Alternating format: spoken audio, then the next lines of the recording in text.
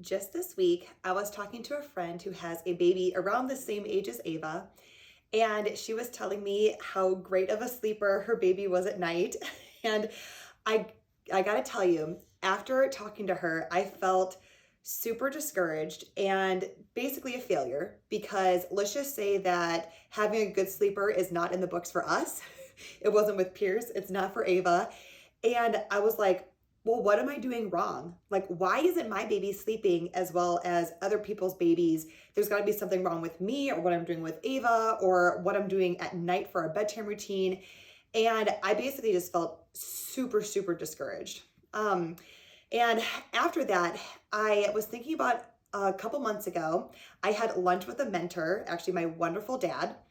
And he asked me a question and he said, Sarah, where do you think disappointment and discouragement comes from? And I'm like, well, that's a really good question. And I don't really want to say the wrong answer. So I was like, I don't know, Dad. Like, where does that come from? And he told me, he goes, disappointment and discouragement comes from unmet expectations. And so, thinking of that, my question to you today is, where are your feelings of disappointment and discouragement coming from? Because, like, for me, when I felt discouraged and like a failure that Ava wasn't sleeping better at night, who set the expectation that she should be sleeping 5, 6 hour stretches right now? Or that at 12 weeks, they should be sleeping 12 hours a night? You know, every baby is different and every person's different. So, who sets those expectations? Usually it's something we set in our own mind and that we validate as truth, or it's something that other people in the world set as expectations on our life.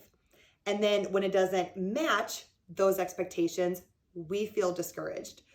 So, what I want to talk to you guys about today is what are the expectations that you feel that maybe you need to reevaluate?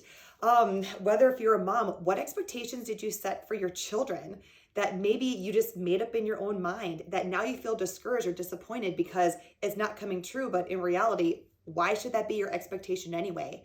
Or if you're a single girl and you're 30 and you're not married yet and you feel discouraged, who said you have to be married at the age of 30? Who said you have to have kids at the age of 35 or whatever?